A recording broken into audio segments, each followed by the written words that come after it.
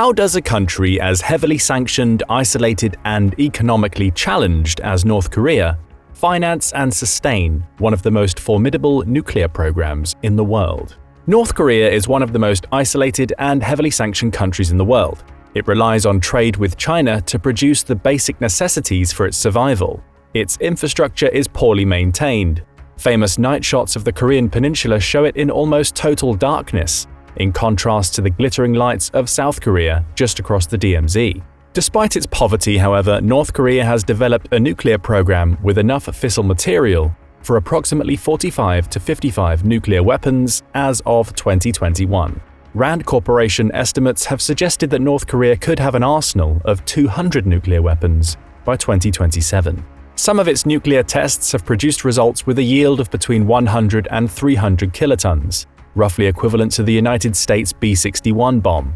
In 2022, the Bulletin of Atomic Scientists estimated that North Korea may have assembled 20 to 30 warheads, deliverable by medium-range ballistic missiles, though it's not known if the longer-range ones are yet capable of delivering nuclear weapons. North Korea's longest-range ballistic missile, such as the Hwasong 15, 17, and 18, are capable of reaching any target in the continental United States. The Hwasong 18, tested in July 2023, is solid-fueled, making it easier to move and launch than its liquid-fueled peers. North Korea has even tested submarine-launched and hypersonic missiles. All of this raises a question. How does a country that's so isolated from the global economy get the money to finance such sophisticated nuclear and ballistic missile programs? One way is to turn your country into an official state-based international organized crime syndicate. In this video, we're going to look at the diversity of ways that the Kim regime skirts the sanctions placed upon it and gets the money it needs to finance its weapons programs and the dictator's luxurious lifestyle. Despite its claims of the glories of socialism, North Korea is a highly capitalist society. The country is simply designed to keep all the money flowing in one direction, toward Kim Jong-un and his retainers. Unfortunately for the regime, however, successive rounds of United Nations sanctions have made this more difficult. The sanctions mean that North Korea cannot sell its most valuable commodities, like coal, iron ore, and zinc, on a legitimate basis. The lack of international sales in turn deprive North Korea of the foreign currency, especially US dollars, that it needs to buy the goods it desires. The North Koreans have a specialized agency in place to get around these problems and obtain foreign currency. The Orwellian-sounding Bureau 39, alternatively titled Room 39 or Office 39. Bureau 39 has long tentacles. It's believed that the agency got its start in 1974. At that time, the Korean Workers' Party forced some of the country's citizens to participate in the opium trade, confiscating arable land for poppy seeding. The finished product would then be collected, processed in specialized centers, and distributed. This was the beginning of North Korea as an official, organized crime syndicate. Drug trafficking has been an important part of Bureau 39's operations ever since, but it has since expanded to a far greater plethora of money-making activities. In 1997, North Korean defectors hinted at the importance of Bureau 39 when they said that killing it would effectively kill Kim Jong-il, the country's dictator at the time. In 2013, South Korean media reported that his son, Kim Jong-un, was storing $5 billion American in 7 countries, showing that Bureau 39 is at least partially successful in evading international sanctions and keeping money flowing to the regime. But how is Bureau 39 structured? One might call it a public-private partnership. Its ranks are composed of North Korean state officials, civilians, and even foreigners. Bureau 39 is structurally above the Korean Workers' Party within the North Korean regime's hierarchy. The person who is in control of the slush fund is also the one controlling the country's organizational and guidance department, which is the ideological branch of the government that controls the Korean Workers' Party. That the same person controls both entities hints about Bureau 39's importance, and that it has a reach into every facet of the North Korean regime. Even many actions that would ordinarily be considered illegal are accepted without complaint at Bureau 39, as part of the organization's mission to obtain foreign currency. Those who work in it are among the most privileged elite in North Korea, making positions there highly competitive in Pyongyang. Kim Yo-young, Kim Jong-un's sister, has reportedly headed Bureau 39, but there is no confirmation of this. She may act as a go-between from her brother to Shin Ryong-man, who seems to have come to lead the slush fund in 2021. In 2007, Pyongyang's municipal registry was leaked and smuggled out of the country. The data reveals that Bureau 39 is located in central Pyongyang, close to the heart of the regime's power base. Several thousand people are employed there across 6 departments. These employees send their children to the building's school and have access to various luxuries like a golf course and even an ostrich farm. From this headquarters, the Bureau controls hundreds of companies scattered throughout North Korea that do its business abroad. It controls all of the products that are eligible for export, such as coal, iron ore, diamonds, and textiles. These companies also handle the criminal activities we'll mention soon. However, the name Bureau 39 is never mentioned. This rule is in place to make skirting sanctions easier. Despite their elite status, Bureau 39 has an advantage in that its members are hard to identify. Remco Breuker, the professor of Korean studies at the University of Leiden and expert on North Korea, put it this way: Bureau 39 outside of North Korea is not called Bureau 39. Nobody identifies as somebody who worked for Bureau 39, so it's very difficult to slap sanctions on people you don't really know are active. Bureau 39 engages in almost every kind of illicit activity, and it has worldwide reach. Counterfeiting and money laundering have historically been one of the Bureau's big businesses. Ko Young-hwan, a former North Korean diplomat who defected to the South in 1991, alleges that since the 1980s, Bureau 39 has set up a counterfeiting operation in Kinshasa, the capital of the Democratic Republic of the Congo. Before his defection, Young-hwan was stationed in the Congo, where Bureau 39 had a printing press to create counterfeit American dollars. According to him, the operation started with single-dollar bills. The North Koreans then altered the one that was printed on them and replaced the denomination with 100.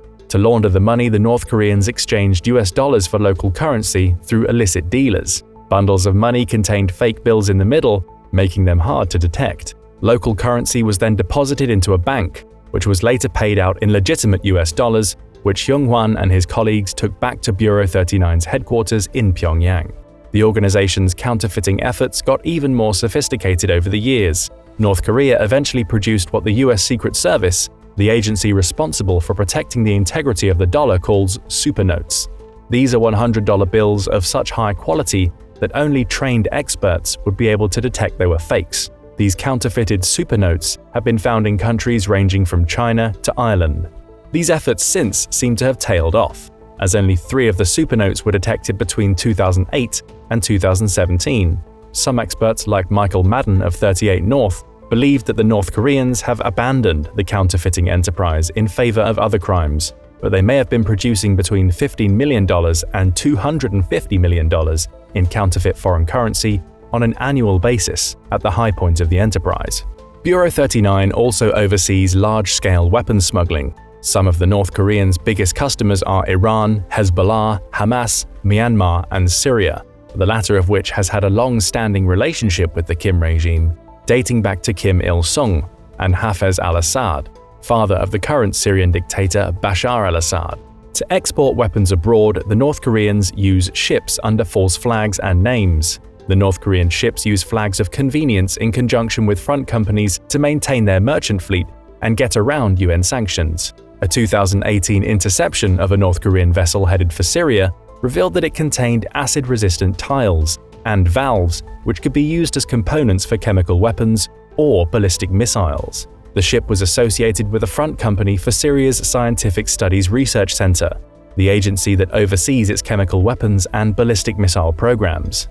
According to Reuters, North Korean technicians were killed in the American attacks on SSRC sites in 2017 and 18, which came in retaliation for Syria's use of chemical weapons.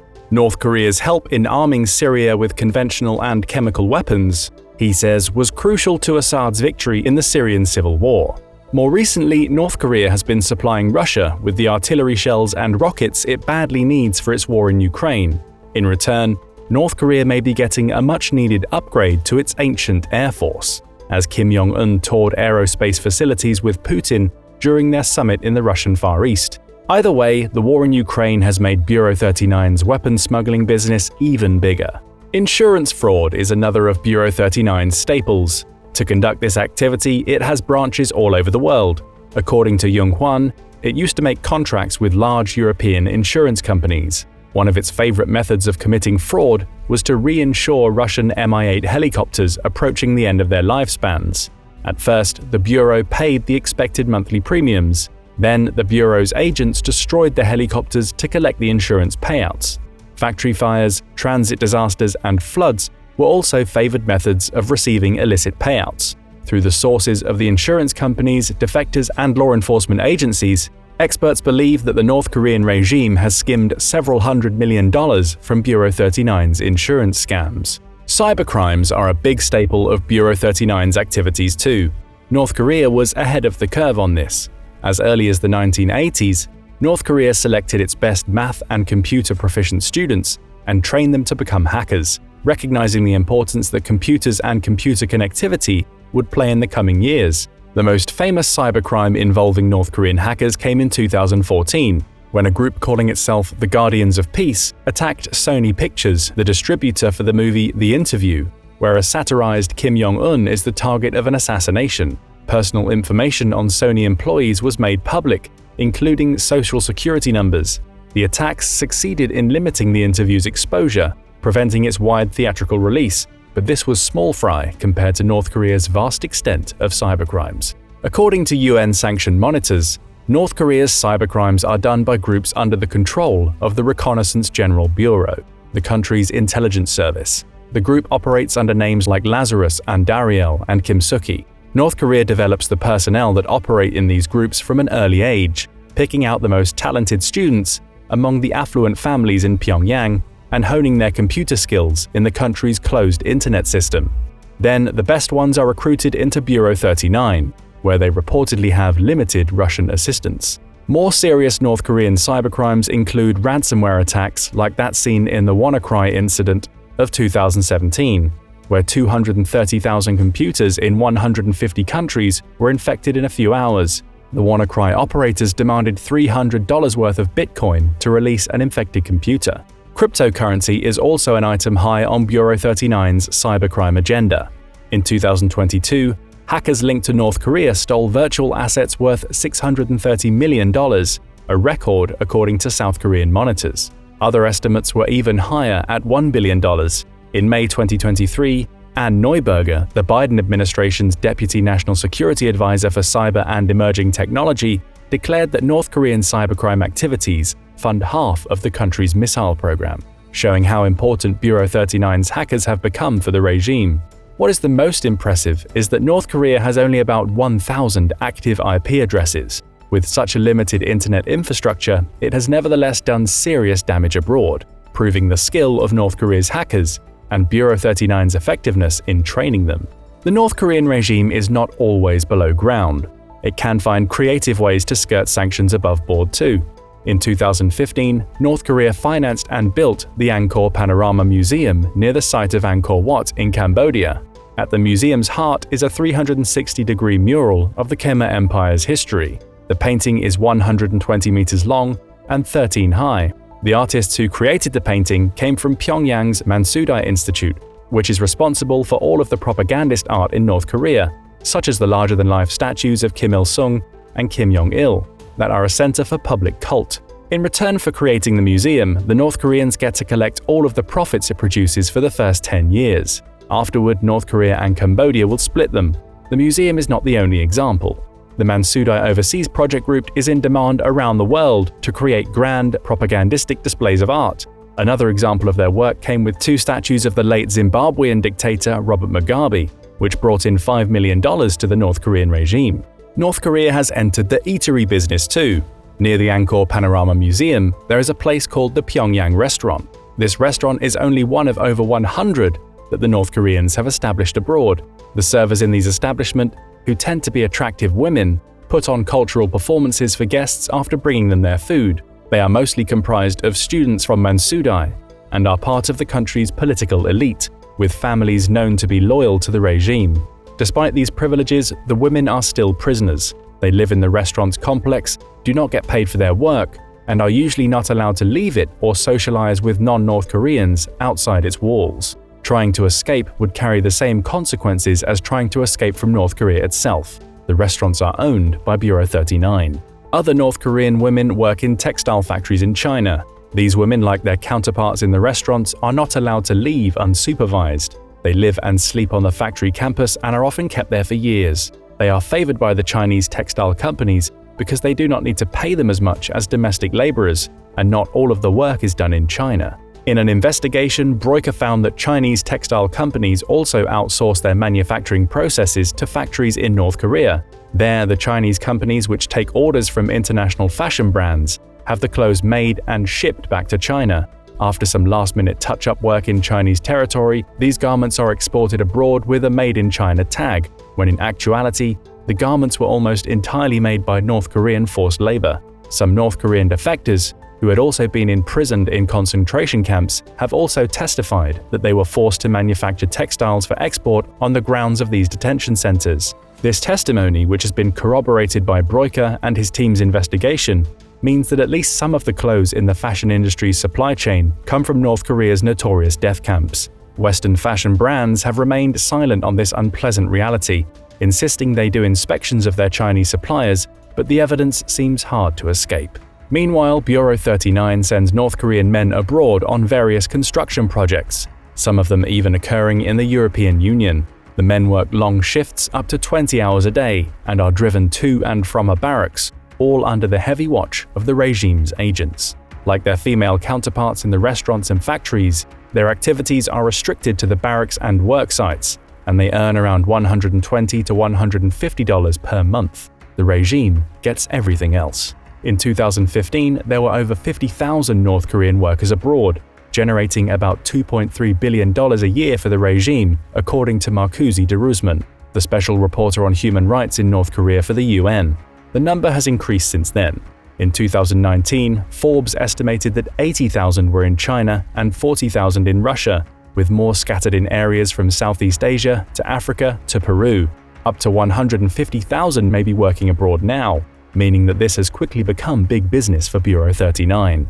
The North Koreans are even creative with how they use their embassies and consulates. For example, in Berlin, they lured tourists into a building that they called City Hostel Berlin, flying their flag only discreetly between this building and their formal embassy next door. However, because the hostel was on embassy grounds, it was still North Korea's sovereign territory. The regime leased the building to a Turkish hotel company called EGI, and in 2018, got about $44,000 per month from the tourists who stayed there. The German authorities tried to stop this arrangement in line with UN sanctions on North Korean embassy entrepreneurs. The effort only succeeded after a long fight lasting several years, and the hostel finally closed in 2020. The North Korean regime uses its diplomatic channels in other ways too. Its diplomats not only make money but move it around. They are invaluable in transferring the hard currency North Korea makes abroad through Bureau 39's activities. Often, the bureau and diplomatic apparatus are composed of the same people. Many of Bureau 39's employees work at consulates and embassies. Because these officials have diplomatic immunity, they simply carry the money back to Pyongyang in cash. With their diplomatic passports, customs officials cannot stop them from doing so. Once back in the North Korean capital, where does the money go? Firstly, it's put to work in providing a luxury lifestyle for Kim Jong-un and other North Korean elites. Second, it goes to the country's weapons programs. Defectors have often claimed that while the sanctions are an obstacle, they do not have enough of an impact to stop Bureau 39's ability to make money, and therefore to change the Kim regime's behavior. This is especially true with China and Russia being reluctant at best to enforce the sanctions. Both countries have also cooperated in the UN to prevent the imposition of additional sanctions. Now, with Moscow's burgeoning arms relationship with Pyongyang to meet the demands of the war in Ukraine, Bureau 39 will have even more markets to sell weapons to. With Vladimir Putin likely set to visit the North Korean capital soon, Bureau 39's options for skirting international sanctions may broaden even further. North Korea is not a socialist haven. It is instead almost a corporate prison state, with all business activities going to the benefit of the company's owner. Everyone else, meanwhile, is just an employee with no rights. They do not get to enjoy the fruits of their labor or leave the enterprise. The lifeblood of a corporation is its revenues, and Bureau 39 exists to ensure that flow keeps going. To strike at it would be to strike at the heart of North Korean power, but so far, it's proven an elusive game to catch. What do you think about North Korea's secret financial network? How can sanctions better target it? Is there any chance of crippling its activities, especially with China and Russia proving more cooperative with North Korea? Make sure to let us know in the comments. Also, don't forget to hit the like button and subscribe for more military analysis from military experts.